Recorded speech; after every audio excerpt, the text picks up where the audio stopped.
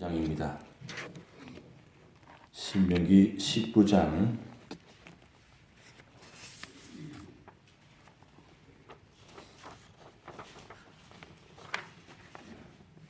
1절씩 교독하도록 하겠습니다.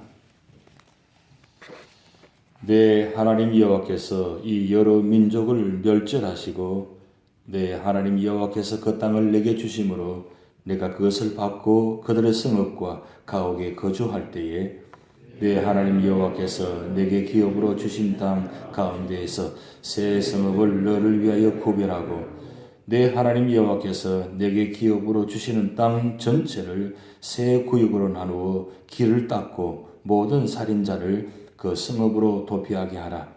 살인자가 그리로 도피하여 살만한 경우는 이러하니 그 누구든지 본래 원한이 없이 부지 중에 그의 이웃을 죽인 일, 가령 사람이 그 이웃과 함께 벌목하려 삼림에 들어가서 손에 도끼를 들고 벌목하려고 찍을 때에 도끼가 자루에서 빠져 그의 이웃을 맞춰 그를 죽게 함과 같은 것이라. 이런 사람은 그 성읍주 하나로 도피하여 생명을 보존할 것이니라. 그 사람이 그에게 본래 원한이 없으니 죽이기에 합당하지 아니하나 두렵건대 그 피를 보호하는 자의 마음이 복수심에 불타서 살인자를 뒤쫓는데 그 가는 길이 멀면 그를 따라 잡아 죽일까 하노라. 그러므로 내가 내게 명령하기를 새 성읍을 너를 위하여 구별하라 하노라.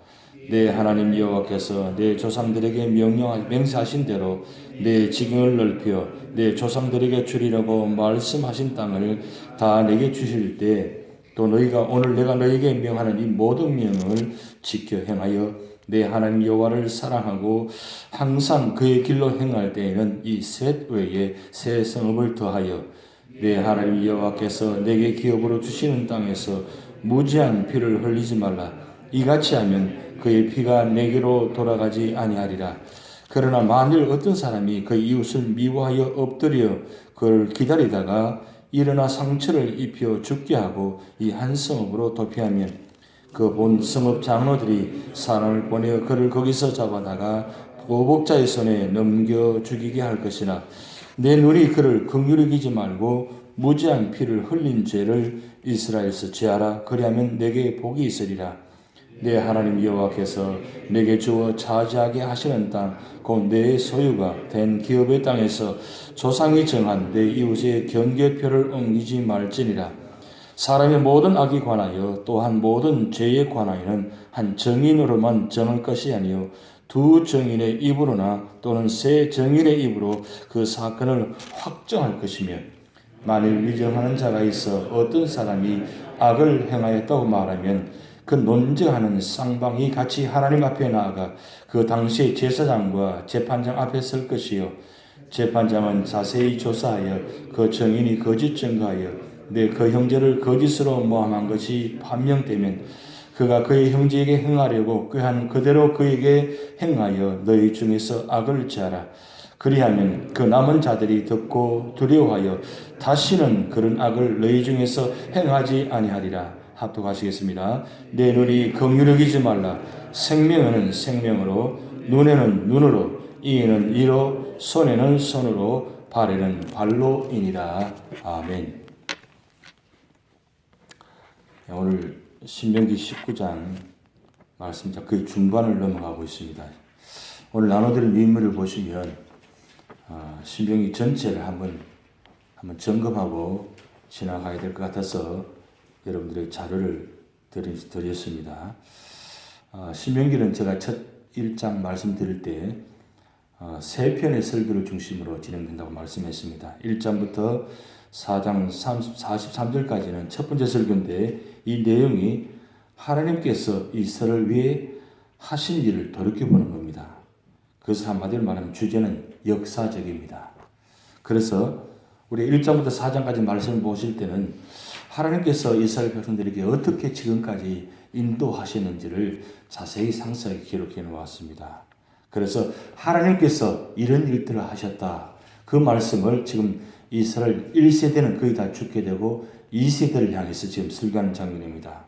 그리고 두 번째 설교를 보면 4장 44절부터 26장 19절까지 두 번째 설교인데 이 두 번째 설교를 보시면 네 가지로 구분됩니다. 십계명 해설과 그다음 의식법과 시민법과 사회법인데 오늘 우리가 말씀 읽었던 그 19장은 시민법에 속하게 됩니다. 그런데 이 두 번째 설교 전체 주제는 하나님께서 이스라엘 백성들이 기대하시는 겁니다. 어떤 모습을 기대하시는가? 그걸 한마디로 말하면 법적으로 이야기합니다. 그냥 아무 근거 없이 기대하는 것이 아니라 이런 율법 법적인 근거에 의해서 이렇게 십계명, 의식법, 시민법, 사회법, 가나안 땅에 들어가서 어떻게 행할 것인가? 그것은 그냥 감정적으로 행하는 것이 아니라 율법에 기초해가지고 율법적으로 아주 구체적으로 지금 말씀하고 있는 장면입니다. 그래서 그것을 법적인 관계에 지금 말씀하고 있습니다. 그 다음 이제 세 번째 설교가 27장부터 마지막 장 34장 12절까지 나타나는데 그것은 이제 앞으로 하나님께서 이 가나안 땅에 들어가서 어떻게 행하실 것인가 그 하실 일을 27장부터 마지막 장까지 기록하고 있습니다. 그래서 하나의 말씀들은 예언적입니다. 앞으로 이렇게 하실 것이다. 하나 예언적으로 말씀을 모세를 통해서 지금 말씀하고 있는 장면입니다. 이때 말씀하신 장면이 바로 모압 평지에서 이루어지고 있는데 약 한 1개월 정도의 거기에서 머물면서 지금 말씀하고 있는 장면입니다.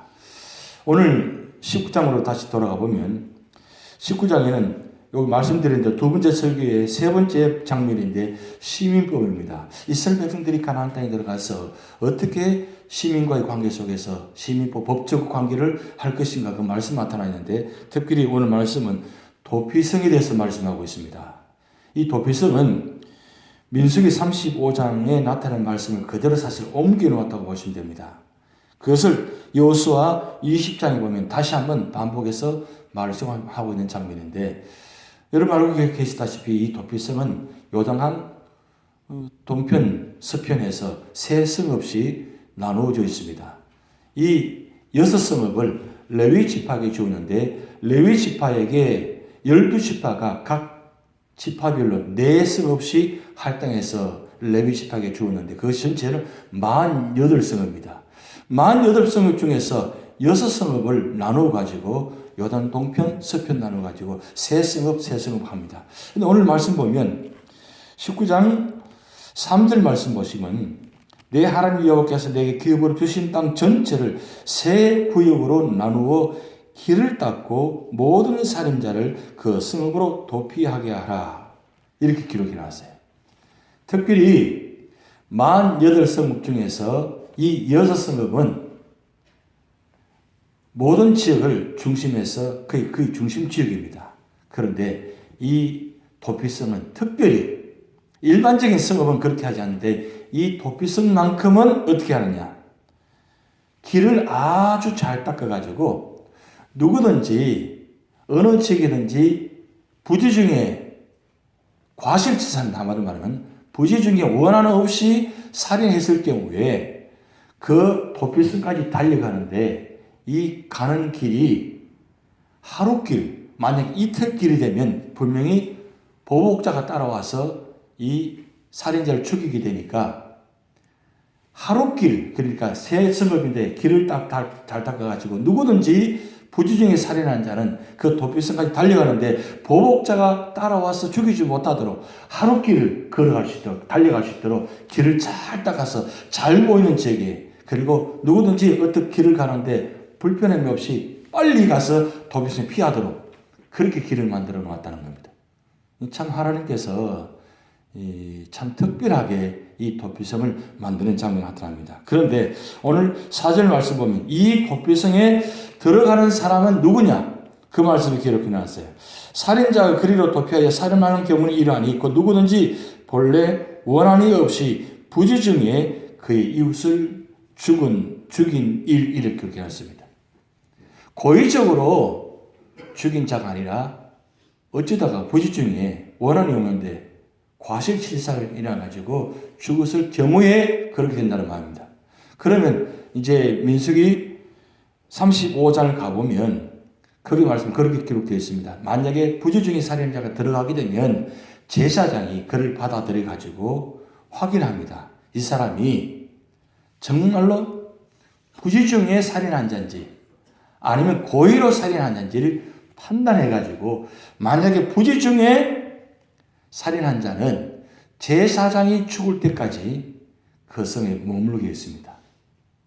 그럼 한마디 말하면 부지중에 살인한 자는 그 성에 들어가게 되면 그 경중을 따라서 용서받을 수 있는 만약에 방향이 된다면 제사장이 죽을 때까지 있게 허락합니다.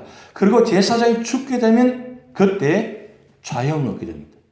근데 만약에 부지중에 살인한 자가 아니라 고의로 살인한 경우는 제 경중을 따져가지고 판명이 되면 그 성을 외쳐 쫓아냅니다. 그래서 보복자가 와서 죽이게 만듭니다. 그냥 철저하게 경중을 가린다는 거죠. 그런데 혹여 부지중에 살인한 자가 도피성에 들어와 있다가 내가 여기서 살리기가 견디지 못하겠다 해서 몰래 성을 빠져나갔다. 그래서 혹여 보복자가 따라올 수 없는 그런 상황에서 도망갔을 경우에 이건 용서할 수 없다는 거죠. 그래서 나가서 만약에 보복자가 살인해도 용서받을 수 있다는 겁니다. 결국은 도피성에 들어가게 되면 나가서는 안 된다는 말씀이죠. 그렇게 철저하게 이 말씀을 지금 19장 1절부터 10절까지 이렇게 말씀을 기록해 놓았습니다. 근데 중요한 건 하나님께서 왜 이 도피성 제도를 두었느냐? 그것은 법적인 관계에서 용서할 수 있는 기회를 준다는 거죠. 누구든지 죄를 지으려고 지은 사람 누가 있겠습니까? 물론 의도적으로 고의적으로 지으려고 하는 사람도 있겠지만 일반적으로는 보편적으로는 그렇지 않다는 거죠. 그것을 제 경중을 따져가지고 그렇게 용서할 수 있는 길을 만들어 주셨다는 것. 아무리 하나님 말씀이 법적 관계가 아주 정확하다 할지라도 법에는 용서와 사랑이 있다는 것을 보여주고 있다는 사실입니다. 여러분 십계명 말씀 주신 이유는 이 법적인 관계입니다. 그런데 이 법적인 관계를 법의 관계로만 따져본다면 얼마나 힘듭니까? 용서받을 사람이 아무도 없잖아요. 사실 법적 관계 따진다면 부지중에 살인한 자도 살인한 자입니다. 똑같은 거예요. 그런데 이 십계명 속에는 법의 관계이지만 그 법 뒤편에는 사랑의 의미가 담겨있다는 겁니다. 왜 법을 제정했냐 이것도 중요한 거죠. 제가 세례교육 때 이 말씀을 십계명을 꼭 가르칩니다.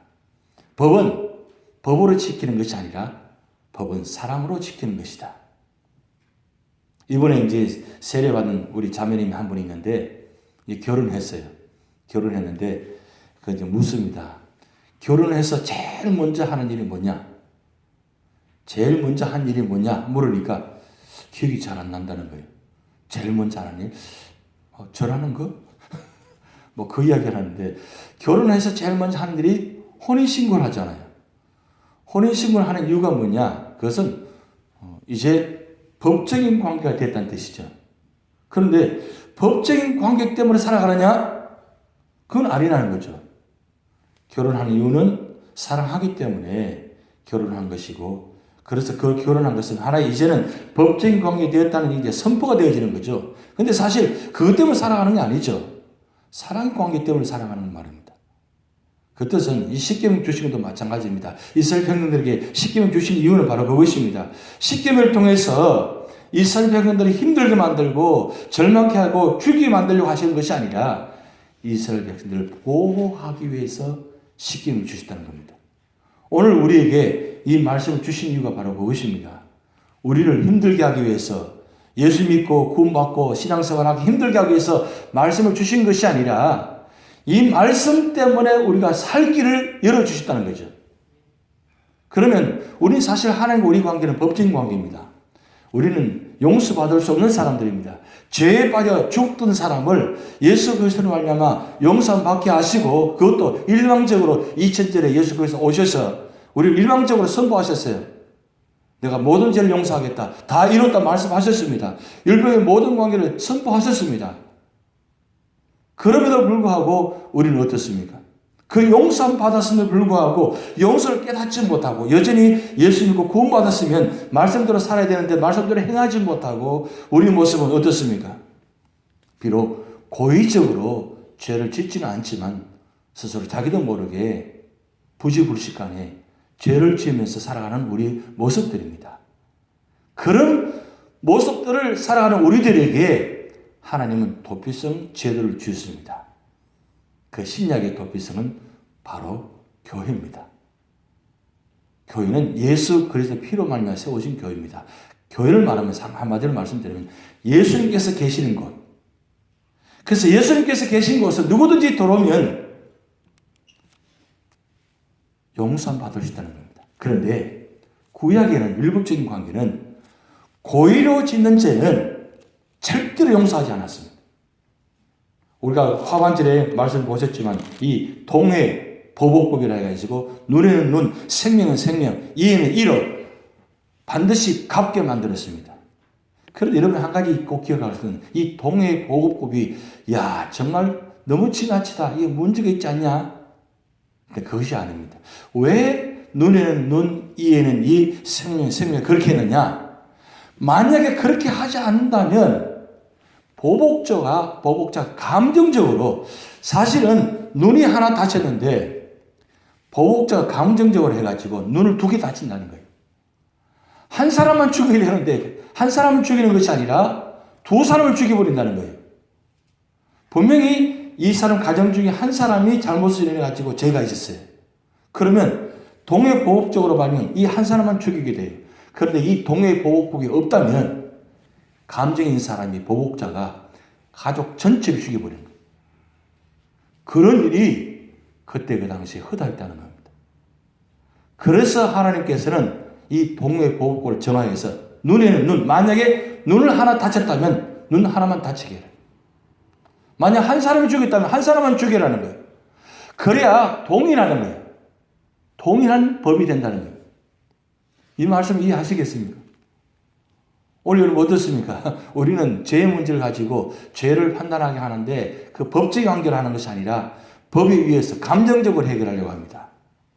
지금 그런 모습들이 온 세계, 온 세상의 모습들이 그렇습니다. 감정이 법보다 더 앞서는 것이 사람의 모습입니다.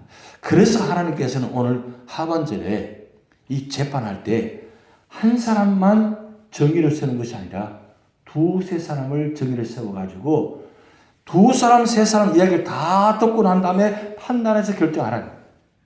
그런데 그때 그 당시에 정인이 있는데 이 정인이 위정할 수 있는 가능성이 많다는 거예요. 사실은 정인이 보복자가 많다는 겁니다.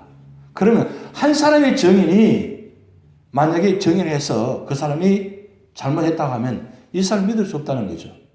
왜? 이 정인이 보복자니까. 그래서 두 사람, 세 사람을 세워가지고 그 두 사람을 이야기를 다 듣고 난 다음에 판단해가지고 결정해가지고 만약에 그것이 잘못됐다면 그 제 경종을 따라서 판단한다고 결정하고 법을 집행했다는 사실입니다. 그것이 오늘 이 신명기 나타나는 말씀들입니다. 근데 여기에 한 말씀 삽입이 되는데 그것이 뭐냐면 14절 말씀에 한 말씀이 삽입되는데 14절 말씀 보시겠습니다. 내 하나님 여호와께서 내게 주어 차지하게 하시는 땅 곧 내 소유가 된 기업의 땅에서 조상이 정한 내 이웃의 경계표를 옮기지 말지니라 그렇게 나왔습니다. 그때 그 당시에 이스라엘 백성은 땅을 한 번도 한 적이 없기 때문에 이제 가나안 땅에 들어가서 이제 쭉 지파별로 12지파별로 땅을 경계를 짓습니다.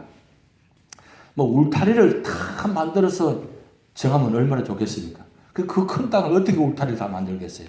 그런데 그때 그 당시에 들어가서 경계표 하나를 딱 세워놓습니다. 여기부터는 우리 땅, 내 땅.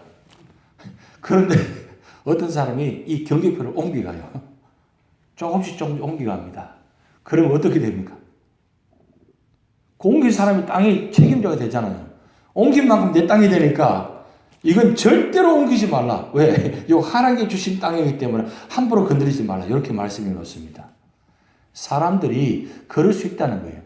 분명히 땅을 딱 차지했는데 저 옆에 땅을 보니까 더 좋아 보이거든요. 그럼 어떻습니까? 밤사이에 이 경계표를 살짝 옮겨가기 시작합니다. 그러면 결국 그 경계표 때문에 지파 간에 전쟁이 일어나는 거예요. 왜? 이 땅 때문에. 여러분, 우리 미국에서 지금 풋볼 게임 하는 거 열심히 보고 계시잖아요. 이게 바로 땅 따먹기입니다. 한마디로 말하면. 이 성경의 기초에서 만드는 경기 게임이에요. 땅 따먹기. 4번 만에 해가지고 땅을 차지하면 넘어가잖아요. 참 미국은 그런 면에서 봐서는 참 어떻게 보면 성경적으로 기초를 세우신 나라입니다. 중요한 것은 하나님께서 우리에게 이 도피성의 제도, 그 다음에 이 경계표를 세우는 건 우리를 보호하시기 위해서 세운 것입니다. 그렇지만 어떠하든 간에 이 부지불식간에 실수하지 않도록 우리가 해야 되겠죠. 그런데 그런데도 불구하고 우리는 죄인이기 때문에 우리는 부지불식간에 실수할 수 있습니다. 때로는 고의로 죄를 짓습니다. 그런데 구약에는 용서를 받지 못하지만 신약에서는 오늘 복음의 시대, 이 성령의 시대에는 고의적으로도 죄를 지었다 할지라도 회개하기만 하면 하나님 다 용서하셨다는 거예요. 이게 은혜입니다. 여러분 아멘 소리가 한 것인데 고의적으로 우리가 의도적으로 지은 죄가 얼마나 많습니까? 사실 뭐 자범죄도 많지만 의도적으로 지은 죄들이 있다는 거예요. 그런데 그 모든 죄를 주님께서는 이미 아시고 2000년 전에 십자가에 죽으실 때 내가 다 이루었다 이 말씀 속에는 이미 우리가 앞으로 그렇게 죄를 지었을 것을 아시면서도 불구하고 예언적으로 하나님은 용서하시려고 다 이뤘다가 선포해 버렸습니다. 아니 과거에는 끝나버렸어요. 근데 하나의 조건이 있습니다. 고의적이든 자범적이든 회개하면 하나님 다 받아주시다는 거예요. 그래서 아멘입니다. 오늘 교회가 바로 이런 곳입니다. 교회는 누구든지 진정으로 진실되게 회개하면 하나님은 다 받아주신 곳입니다. 그리고 교회 안에 우리 머무는 성도들도 마찬가지입니다. 어떤 모습이든 간에 우리가 다 품고 받아주셔야 그게 진정한 교회요, 하나님의 교회요, 진실된 교회입니다. 이런 꼭 기억하시기 바랍니다. 지난달에 미국 테네시주에 그레이트 스모키 마운틴 국립공원에서 산불이 굉장히 크게 났어요. 아마도 테네시주에서 역사상 최고의 산불이 났다고 하는데 그 피해가 한 5억 불이라고 합니다. 5억 불을 하니까 우리 감이 잘 안 잡히죠. 이게 얼마 정도 되는지 만져보지 않았기 때문에 그게 대체적으로 5,590억 원쯤 된다고 합니다. 그런데 이 테네시 산불로 인해 가지고 이 가옥하고 이 사무실 건물들이 2,400채가 탔다고 합니다. 그 타면서 한 14명이 죽게 되었습니다. 그런데 그 가족 중에 2 아내와 2 딸을 잃어버린 한 가장이 이 불을 누가 내게 만드느냐? 10대가 실수를 해가지고 방화사건이라는 거예요. 10대가. 근데 그 10대를 잡았어요. 잡았는데 이게 지금 재판 결과가 아직 안 나오는데 배심원들이 재판하게 되면 결정이 나면 형이 어느 정도냐? 60년형을 받게 된다고 합니다. 만약에 거기다 죄를 더 한 것을 추가로 찾게 되면 종신형을 받게 된다고 합니다. 보세요. 10대가 부지불식간에 뭐 의도적으로 한 게 아니잖아요. 그런데 실수로 인해가지고 방화사건이 났어요. 그래서 이 국립공원 초입에는 이 게이틀린버그 시 전체가 다 타버린 겁니다. 그 중에 14명이 죽게 되었는데 그 가족 중에 한 가정이 용서의 편지를 쓴 거예요. 왜 용서의 편지를 썼냐? 이 10대가 앞으로 살 길이 창창한 그 길이 있는데 의도적으로 하는 것도 아니고 부지불식간에 이루어진 일인데 이들에게 만약에 재판해서 60년 아니 족신형을 받게 되면 이들의 삶이 어떻게 될 것인가? 그래서 용서의 편지를 써가지고 배심원들이 보냈다는 겁니다. 지금 아내와 2 딸이 죽었어요. 그런데 그 아내와 2 딸이 지금 어디 갔느냐? 천국 가 있다는 거예요. 하나님 품에 안겨 있다는 것을 확신하기 때문에 내가 하나님의 이름으로 용서합니다. 이런 편지를 썼다는 겁니다. 대단한 일이죠. 우리 같으면 할 수 있겠습니까? 힘들 겁니다. 그런데 이분이 믿음 있는 분이고 또 하나님을 그 환상을 통해서 가사라는 아내와 두 딸이 지금 천국 가 있다는 확신을 갖고 있으니까 예수 그리스도의 이름으로 용서하고 사랑했다는 사실입니다. 결과는 어떻게 될지 모릅니다. 그것이 바로 하나님의 마음입니다. 이 성탄의 계절에서 우리 촛불을 소망과 평화와 사랑과 기쁨의 촛불을 켰습니다. 이 성탄 계절에 우리는 오늘 이 신명기 19장의 말씀을 통해서 다시 한번 기억하면서 사실은 내가 고의적이든 자의적이든 범죄한 사람입니다. 근데 하나님께서 나를 죄있다 하지 아니하시고 다 용서하셨습니다. 내가 한 일은 그저 믿기만 한 것뿐입니다. 근데 그 믿음도 내가 믿은 것도 내 힘으로 믿는 것이 아니라 성령께서 역사하셔서 믿게 만드셨어요. 내가 한 일은 아무것도 없어요. 그럼에도 우리는 하나님 뭐요? 너 죄 있다고 말씀하신 적이 있습니까? 넌 죄가 많으니까 더 열심히 해야 돼. 너 충성해야 돼. 이렇게 말씀 들은 적이 있습니까? 하나님은 한마디도 안 하셨어요. 한마디도 지금 신앙생활 50년, 60년 신앙생활 오셨는데 한 번도 너 죄가 많아. 나 너 기억할 거야. 이렇게 말씀하지 아니하시고 언제나 침묵하시면서 언제나 무슨 하든지 어떤 모습이 있는 다 받아주시고 그냥 참고 기다려주신 그 하나님의 사랑을 우리가 받았습니다. 그렇다면 이 성탄절에 이제부터는 앞으로 그런 모습으로 사셔야 되지 않겠습니까? 여러분의 모습을 통해서 사랑의 통로가 되게 하시고 구원의 통로가 되기를 바랍니다. 그래서 한 영혼 구원하는, 그래서 여러분 삶의 자리 결론은 그겁니다. 구원의 자리가 되실 때 성탄절에 오신 예수님께서 왜 오셨느냐? 그래서 저는 늘 그렇게 생각합니다. 유저지 연합장로교회 성도들 보면서 참 잘 왔어. 누가요? 예수님이 야 유저지 연합장로 보니까 내가 참 잘 왔어. 오기를 잘했어. 죽기를 잘했어. 이런 주님의 환하게 웃는 모습을 여러분 보시면서 승리하는 한 주간 되시기 바랍니다. 다 같이 기도를 하시겠습니다. 하늘에 계신 우리 아버지여, 이름이 거룩히 여김을 받으시오며 나라의 마옵시며 뜻이 하늘에서 이룬 것 같이 땅에서도 이루어지이다. 오늘날 우리에게 일용할 양식을 주옵시고 우리가 우리에게 죄진 자를 사하여 준 것 같이 우리 죄를 사하여 주옵시고 우리를 시험에 들게 하지 마옵시고 다만 악에서 구하옵소서. 대개 나라와 권세와 영광이 아버지께 영원히 이사옵나이다. 아멘.